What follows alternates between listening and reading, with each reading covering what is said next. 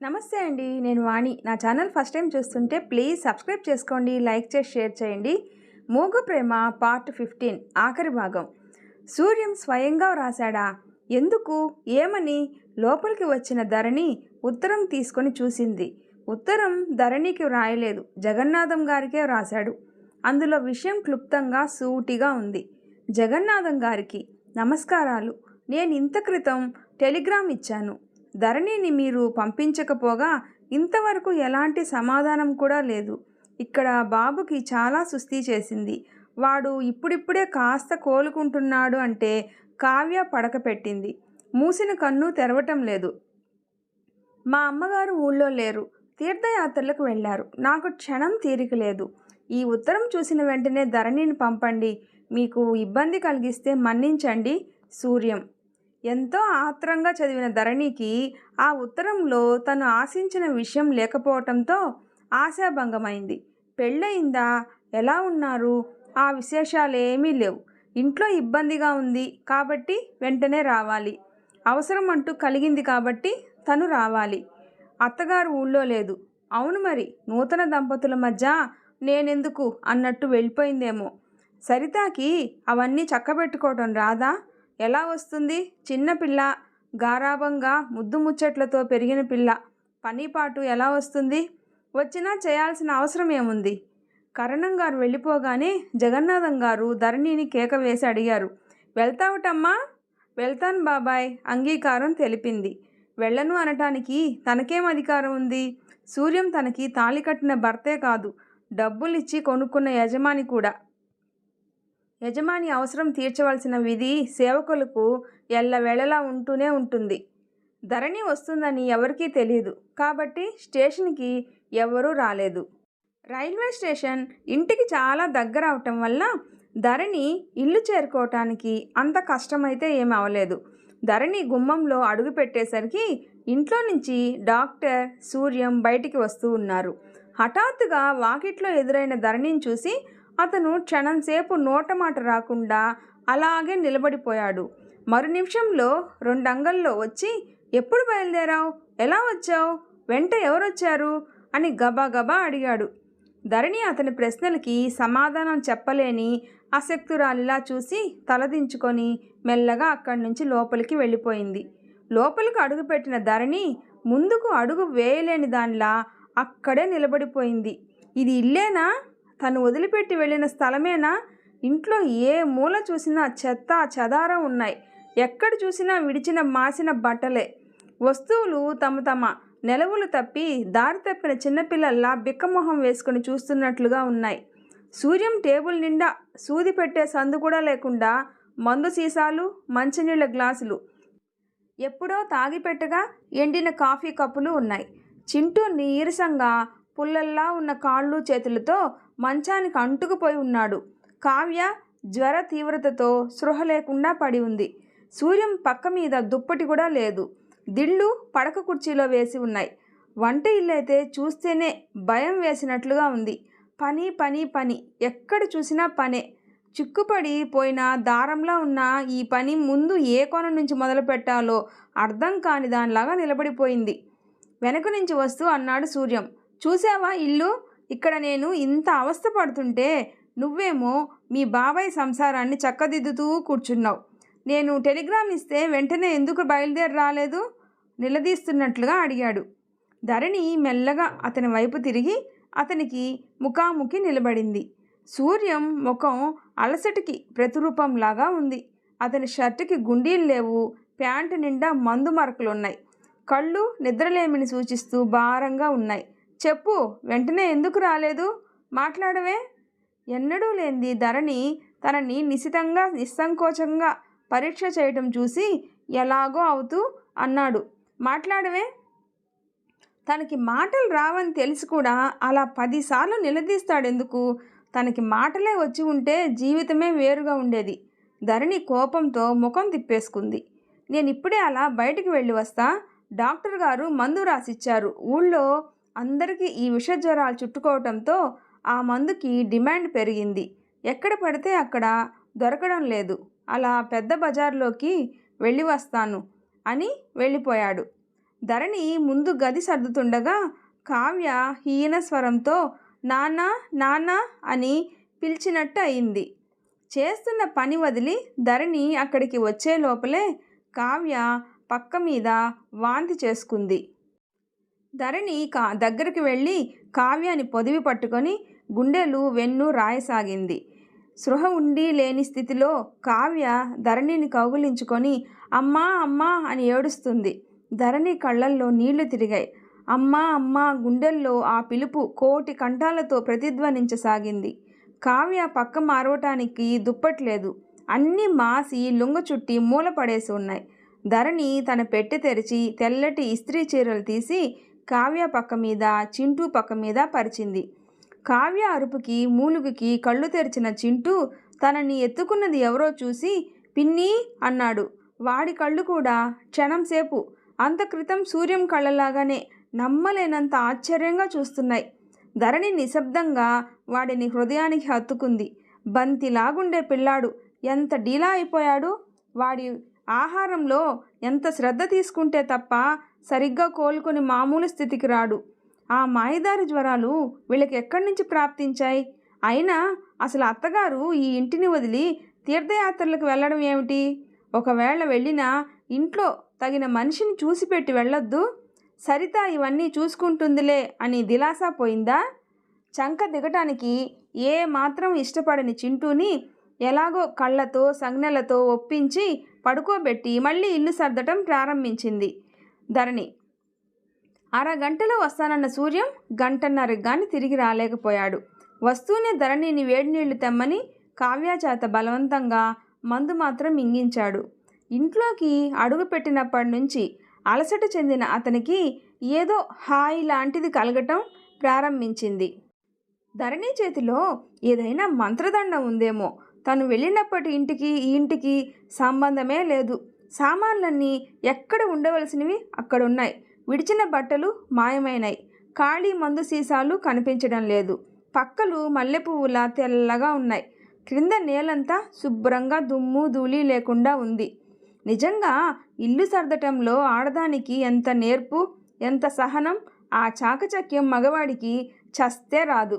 కావ్య తలని ఒళ్ళో పెట్టుకొని కూర్చున్న సూర్యంకి ధరణి కాఫీ తెచ్చిచ్చింది. వేడివేడిగా పొగలు గ్రక్కుతున్న ఆ కాఫీ తాగేసరికి అతనికి నిజంగా పోతున్న ప్రాణం నిలబడినట్టే అయింది. కప్పు తిరిగి ఇచ్చేస్తూ నువ్వు వెళ్ళిన తర్వాత ఇంత మంచి కాఫీ నేను మళ్ళీ ఇంతవరకు తాగలేదు అంటే నమ్ముతావా నువ్వు అన్నాడు. ఆ సమయంలో అతని వైపు చూసిన ధరణికి ఆ కళ్ళల్లో ఆ ప్రశంసలో నిజాయితీ ఉన్నట్టే కనిపించింది. చింటూకి ఆ రోజు పథ్యం తినిపించారు. భోజనం చేసేటప్పుడు సూర్యం తనంతట తానే చెప్పాడు. పనికుర్రాడికి కూడా ఇదే జ్వరమట. ఊళ్ళో చాలామంది ఈ జ్వరంతో బాధపడుతున్నారు. డాక్టర్లకి తీరిక లేదు. హాస్పిటల్లో ఖాళీ లేదు. ఎక్కడ చూసినా ఇదే. దీని గురించిన కబుర్లే. మహమ్మారి లాంటి ఈ రోగం వెంటనే మనిషి ప్రాణం తీయదు. నెమ్మదిగా నిదానంగా రోగిని బంధువులని ఎంత చిత్రహింస పెట్టాలో అంతా పెడుతుంది. చింటూ దక్కడనే అనుకున్నారట. కానీ భగవంతుని దయవల్ల ఎలాంటి ప్రమాదం జరగలేదు. మాట్లాడటానికి కరువు వాచిపోయిన మనిషిలా మాట్లాడుతున్న సూర్యంకి అన్నీ శ్రద్ధగా వడ్డిస్తూ అన్నీ వింది ధరణి. సాయంత్రం అయ్యేసరికి కావ్య దేహంలో తాపం అధికమైంది. సంధి లక్షణాలు ఎక్కువైనాయి. తర్వాత అది కూడా తగ్గి రాత్రి 9 గంటలు అయ్యేసరికి ఒళ్ళంతా చల్లబడటం ప్రారంభించింది. సూర్యం ఆదుర్దాతో డాక్టర్కి ఫోన్ చేశాడు. ఆయన వచ్చి కావ్యాన్ని పరీక్ష చేసి 2 ఇంజెక్షన్లు ఇచ్చాడు. ఆయన నాడీ పరీక్ష చేస్తుండగా ఇంటి దగ్గర నుంచి ఫోన్ వచ్చింది. ఇంకెవరో చావు బ్రతుకుల్లో ఉన్నారట. అర్జెంటుగా రమ్మని గొడవ చేస్తున్నారట. డాక్టర్ లేచి బ్యాగ్ సర్దుకుంటూ చెప్పేశాడు. ఇవి ఆఖరి ఇంజెక్షన్లు. వాటితో వేడి వస్తే వచ్చినట్లు, లేకపోతే లేదు. గంటన్నర వరకు మీరు చూడవచ్చు. వేడి వస్తే నాకు ఫోన్ చేయండి, లేకపోతే అవసరం లేదు. ఇక నా మందులు పనిచేయనట్టే. ఆయన్ని సాగనంపటానికి వాకిటి వరకు సూర్యంతో పాటు ధరణి కూడా వచ్చింది. డాక్టర్ గారు వెళ్ళిపోయారు. సూర్యం వెంటనే ఇంట్లోకి రాలేదు. ధరణి అతని నీడలా అక్కడే నిలబడింది. 4-5 నిమిషాల తర్వాత మెల్లగా ఇటువైపు తిరిగాడు సూర్యం. సూర్యం దృష్టి ధరణి మీద నిశ్చలంగా నిలిచింది. దుఃఖం గూడుగట్టుకున్న కంఠంతో అన్నాడు. చూసావా ధరణి, అన్యాయంగా అక్రమంగా అమాయకులని నిస్సహాయులని బాధ పెడితే భగవంతుడు ఎలా శిక్షిస్తాడో. ఆ రోజు నా స్వార్థం చూసుకొని నువ్వు ఏమనుకుంటావో అనే ఆలోచనే లేకుండా నీ గర్భంలో పెరిగిన శిశువుని హత్య చేయడానికి సిద్ధమైనాను. నాకెదురు చెప్పలేని నీ మూగవేదన శాపంగా మారి ఇప్పుడు నన్ను శిక్షిస్తోంది. చింటూకి బాగా సీరియస్ అయినప్పుడే అనుకున్నాను. నా కళ్ళెదుట మాటిమాటికి నువ్వే వచ్చి నిలిచావు. కానీ ఆ గండం గడిచింది. చింటూకి ఏ ప్రమాదం జరగలేదు. దేవుడు నన్ను క్షమించాడేమో అనుకున్నా. కానీ ఇప్పుడు అనిపిస్తుంది కావ్య నాకెంత ప్రాణమో ఆ భగవంతుడికి కూడా తెలుసు. కావ్యకి ఏమైనా అయితే నాకు విధించిన శిక్ష పరిపూర్ణం చెందుతుంది. వెర్రిదానిలా చూస్తున్న ధరణి చటుక్కున చేయి చాచి అతని నోటి నుండి మరో మాట రాకుండా గట్టిగా మూసేసింది. అతని ముఖంలో ఆవేదన ఆ మాటలు చెబుతుంటే అతని కంఠంలో వణుకు చూడగానే ధరణి గుండెలు ఎలాగో అవుతున్నాయి. అతన్ని దగ్గరకు లాక్కొని, భగవంతుని సాక్షిగా చెప్తున్నాను, నాకు అప్పుడప్పుడు మీ మీద కోపం వచ్చిన మాట నిజమే, కానీ పిల్లల మీద ద్వేషం ఎప్పుడూ లేదు. నేను కలలో కూడా వాళ్ళని గురించి చెడుగా అనుకోలేదు. నన్ను నమ్మండి మీరు అని ఏవేవో చెప్పాలి అనిపించింది. అలా చెబితే అతనికి కాస్త ఊరట కలుగుతుందని తెలుసు. కానీ అలా చెప్పగలిగే శక్తి తనకేది? గోడనున్న గడియారం టిక్కు టిక్కుమంటూ కాలాన్ని సగర్వంగా కొలుస్తూ ఉంది. అర్ధరాత్రి వేళ ఎంతో నిశ్శబ్దంగా ఉన్న ఆ సమయంలో కావ్య మంచం మీద తలవైపు ధరణి, కాళ్లవైపున సూర్యం కూర్చొని మృత్యుదేవత కనికరం కోసం ఎదురు చూస్తూ ఉన్నారు. సూర్యం అరచేతుల్లో నుదురు ఆనించుకొని చాలాసేపటి నుంచి చలనం లేకుండా అలాగే కూర్చొని ఉన్నాడు. అతని ఆంతర్యంలో ఎంతో సంక్షోభంగా ఉంది. కావ్య పుట్టినప్పటి విషయాలు, గీత స్మృతులు ఎన్నెన్నో జ్ఞాపకం వస్తున్నాయి. ధరణి మాటిమాటికి చెయ్యి వేసి కావ్య నుదురు, కంఠం, బొడ్డు దగ్గర వేడి కోసం చూస్తుంది. చాలాసేపు అయిన తర్వాత ధరణి హఠాత్తుగా వంగి సూర్యం భుజం మీద గట్టిగా తట్టింది. సూర్యం తలెత్తి చూశాడు. ధరణి చేయి పట్టుకొని కావ్య బొడ్డు దగ్గర చూపించింది. సూర్యం క్షణంసేపు అలా చూశాడు. నిజమే, వెచ్చదనం కనిపిస్తుంది. నున్నని కావ్య అరచేతిని ఒత్తి చూశాడు. కొద్ది కొద్దిగా వెచ్చదనం తగులుతుంది. అయినా నమ్మలేనట్లు, నాకు తెలియటం లేదు, నువ్వు చూడు అన్నాడు. ధరణి చూసింది. వెంటనే ఫోన్ వైపు చూసి డాక్టర్కి ఫోన్ చేయమని సూచించింది. సూర్యం వెళ్ళాడు. మరో అరగంటలో మళ్ళీ డాక్టర్ గారు వచ్చారు. కావ్యాన్ని పరీక్ష చేసి మళ్ళీ ఇంకో ఇంజెక్షన్ ఇచ్చాడు. కావ్య మగతగానే ఉంది. అయినా పర్వాలేదు, ఇక భయం లేదని తాను పొద్దుటే వచ్చి మళ్ళీ చూస్తానని చెప్పి వెళ్ళాడు. లైట్లు తీసి వీధి తలుపు వేసి వచ్చింది ధరణి. ముందు గదిలో లైటు తీయబోతున్నదల్లా అలాగే ఆగిపోయింది. గదిలో పొడుగ్గా ఉన్న సోఫాలో సూర్యం తలని కణతల దగ్గర వేళ్లతో పట్టుకొని ఉన్నాడు. ధరణిని చూడగానే లైట్ తీసివేయ్ అన్నాడు. ధరణి లైట్ తీసేసింది. అతనికి అలసటగా ఉందేమో, నిద్ర వస్తుందేమో. ధరణి నిశ్శబ్దంగా అక్కడి నుంచి వెళ్ళిపోబోయింది. ధరణి వెనక నుంచి పిలిచాడు. ఆగిపోయింది. ఇలా రా, కొంచెంసేపు నా దగ్గర కూర్చో, ఒక్క 5 నిమిషాలు చాలు. అతని కంఠంలో ద్యోతకమవుతున్న పసితనం, అలసట ధరణి మారు మాట్లాడకుండా అతని దగ్గరకు వెళ్ళి నిలబడేలా చేశాయి. గదిలో లైట్ తీసేసినా వీధి లైట్ కాంతి తెరిచిన కిటికీ గుండా వచ్చి కొద్దిగా పడుతూ ఉంది. ధరణి దగ్గరగా రాగానే చేయి పట్టుకుంటూ అన్నాడు, నువ్వు వచ్చినప్పటి నుంచి ఊపిరి పీల్చుకునేందుకైనా అవకాశం లేనట్టు పని చేయడం చూస్తూనే ఉన్నాను. నా స్వార్థానికి మన్నిస్తావా? తల నొప్పిగా ఉంది. ధరణి దగ్గరగా వచ్చింది. సూర్యం జరిగి ధరణి కూర్చునేందుకు జాగా కల్పించాడు. కూర్చున్న ధరణి అతని తల మీద చేయి వేసింది. సూర్యం హఠాత్తుగా తల ఎత్తి ధరణి ఒళ్ళో పెట్టుకున్నాడు. కొద్దిసేపు ధరణి మాట్లాడలేదు. అతను ఏం చెప్పలేదు. కానీ అతని నుంచి ఆమెకి, ఆమె నుంచి అతనికి ఆ స్పర్శ రూపంలో ఏదో శక్తి, ధైర్యం లభించినట్లయింది. ఇద్దరికీ ఒకే రకమైన భావం కలిగింది. మనిషి జీవితానికి ఒక తోడు చాలా అవసరం అన్న నగ్న సత్యం ఆ సమయంలో ఇద్దరికీ అనుభవమైంది. ధరణి మెల్లగా, సున్నితంగా అతని నుదురు వత్తసాగింది. సూర్యం నిట్టూర్పు విడుస్తూ, నువ్వు వెళ్ళిన తర్వాత ఎన్నిసార్లు ఇలా తలనొప్పి వచ్చిందో. వచ్చినప్పుడల్లా చల్లటి నీ చేతి స్పర్శ కోసం నేనెంత విలవెల్లాడానో నీకు తెలుసా? తెలిసి ఉండదు, కనీసం ఊహించి కూడా ఉండవు అన్నాడు. ధరణి సమాధానం చెప్పలేదు. అతనికి తను గుర్తుకు వచ్చింది అన్న విషయం మాత్రం అలసిన ఆమె హృదయానికి పన్నీటి జల్లు కురిపించినట్లయింది. ధరణి, అమ్మ ఈ మధ్య ఏం చేసిందో తెలుసా? నా మీద వల్లమాలిన అభిమానమో లేక వార్ధక్యం వల్ల వచ్చిన చాదస్తమో తెలియదు కానీ నాకు మళ్ళీ పెళ్లి చేస్తానంటూ కూర్చుంది. ధరణి గుండె ఆగినట్టయింది. సూర్యం స్వరం భారంగా విసుగ్గా వినిపించింది. అమ్మతో ఘర్షణ పడి చాలా రోజులైంది. ఇన్నాళ్లకి ఈ విషయంలో మా ఇద్దరికి అభిప్రాయ భేదం వచ్చింది. నేను నా ఇష్టాన్ని స్పష్టంగా వ్యక్తం చేశాను.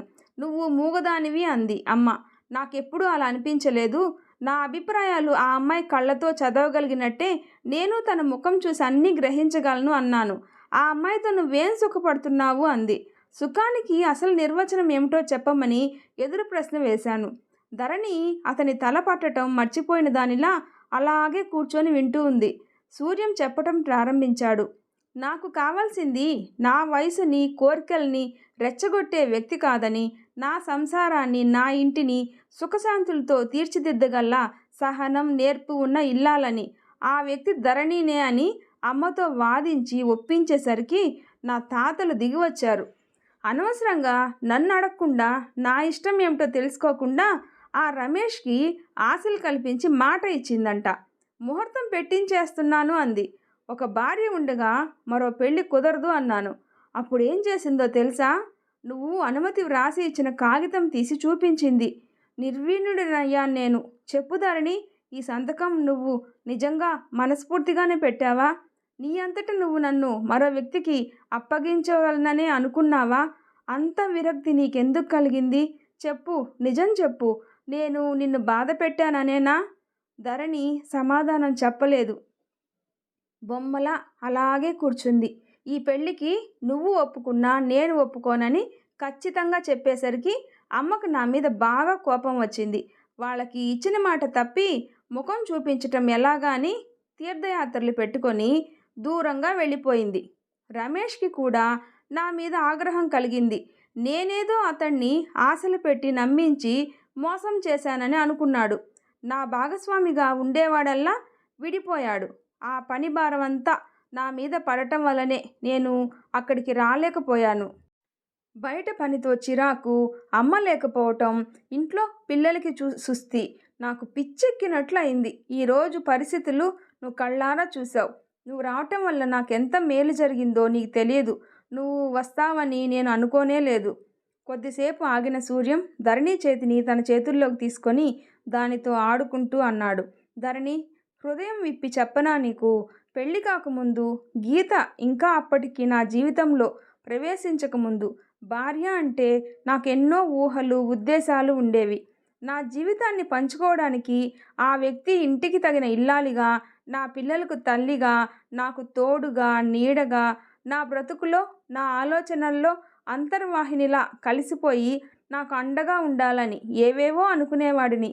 గీతను పెళ్ళాడాను, కానీ ఆ రూపం గీతలో నాకు అందలేదు. ఇంత క్రితం నువ్వు కావ్యాన్ని ఒళ్ళో పెట్టుకొని కూర్చుని ఉంటే టేబుల్ దగ్గర ఉన్న నిన్ను నేను తదేకంగా చూస్తూ అలాగే నిలబడిపోయాను. గుర్తుందా? నాకెందుకో నా ఆలోచన ప్రతిరూపంలా నీలో కనిపించినట్టయింది. ఇది ఇప్పుడే కాదు, ఇది వరకు నువ్వు ఈ ఇల్లు చక్కదిద్దుతున్నప్పుడు, పిల్లల్ని క్రమశిక్షణతో పెంచుతున్నప్పుడు కూడా అనిపించింది. అప్పుడే నా మనసులో సంఘర్షణ ప్రారంభమైంది. కేవలం ఇంటి కోసం, పిల్లల కోసం భారీగా చేసుకున్న నిన్ను కొద్ది రోజులైనా గడవక ముందే నా హృదయంలో గీత స్థానంలో ప్రతిష్ఠించి మనసారా స్వీకరించాలని అనిపించసాగింది. కానీ గీత స్మృతి అడుగడుగున అడ్డు వచ్చేది. గీతను మర్చిపోయి నీ మోజులో పడిపోతున్నానేమో అని భయం వేసేది. నా బలహీనతకి, నా అసక్తతకి నా మీద నాకే కోపం వచ్చేది. ఆ కోపం అంతా నీ మీద తీర్చుకోవాలని చూసేవాడిని, తీర్చుకునేవాడిని కూడా. కానీ తీరా బయటికి వెళ్ళి ఒంటరిగా కూర్చుంటే పశ్చాత్తాపంతో మనసంతా దహించుకుపోతున్నట్లుగా ఉండేది. మళ్ళీ ఎప్పుడెప్పుడు నీ దగ్గరకు వద్దామా, నువ్వెలా ఉన్నావో అని నా అంతరంగం నీ చుట్టూ తిరుగుతూ నీ కోసం అరులు చాస్తూ ఉండేది. మెల్లమెల్లగా మంద్రస్థాయికి జారిన అతని కంఠం మృదు మధురంగా, హృదయ నివేదనంగా, అతి నిదానంగా వినిపించసాగింది. ధరణి, ఉదయం నువ్వు రాగానే నిన్ను చూడగానే నువ్వు తల్లివి కాబోతున్నావని, నా రూపం నీలో పెరుగుతుందని గ్రహించాను. నాకెంత ఆనందం కలిగిందో చెప్పలేను. క్రితంసారి జరిగిన దానికి నన్ను క్షమించగలవా? అన్నీ మర్చి నన్ను మనస్ఫూర్తిగా స్వీకరించగలవా? నన్ను అర్థం చేసుకోగలవా నువ్వు? ధరణి కళ్ళల్లో జీవితంలో మొట్టమొదటిసారిగా ఆనంద బాష్పాలు తొణికిసలాడాయి. ప్రప్రథమంగా వాటి అనుభూతిని పొందింది. ఈ కన్నీళ్లల్లో ఇంత హాయి ఉంటుందా? ఇవి ఇంత తియ్యగా ఉంటాయా? ఇటువంటి ఆనంద బాష్పాలు అనుభూతమయ్యే క్షణాలు మనిషి జీవితంలో ఎంతో అపురూపమైనవి. గుండెల్లో భద్రంగా దాచుకోవాల్సిన గుర్తులు ఇవి. చెప్పు ధరణి, చెప్పు, మాట్లాడు. సూర్యం మరోసారి అడిగాడు. ఎలా చెప్తుంది? మాట్లాడటానికి శక్తి ఏది? అయినా సరే ఈసారి ధరణి తన అసక్తతకు సిగ్గుపడలేదు. జవాబుగా సూర్యం తలని ఒక చేత్తో పెనవేసి మరో చేత్తో పైకెత్తి గుండెలకి బలంగా హత్తుకుంది. ఈ ప్రపంచంలో ఏ భాష వ్యక్తం చేయలేని అపురూపమైన భావం ఒకటి ధరణి స్పర్శ నుంచి సూర్యం హృదయంలోకి ప్రసరించి పులకించేలా చేసింది. సగం అలసిపోయి విశ్రాంతి తీసుకున్నట్లుగా, సగం ఆనందంతో వివసుడైనట్లుగా కళ్ళు మూసుకున్నాడు అతడు. ఇక ధరణి జీవితంలో అన్నీ ఆనందాలే. సూర్యం మనసులో భార్య స్థానాన్ని పొందింది. ఇద్దరు పిల్లలతో పాటు పుట్టబోయే బిడ్డతో కలిసి సూర్యం ధరణిలు అన్యోన్యమైన దాంపత్యంతో కొనసాగుతారు. ఈ కథ ఇంతటితో అయిపోయింది. నా కథ ఎలా ఉందో మీకు నచ్చితే ప్లీజ్ లైక్ చేసి షేర్ చేయండి, సబ్స్క్రైబ్ చేసుకోండి, కామెంట్ చేయండి. Thanks for watching.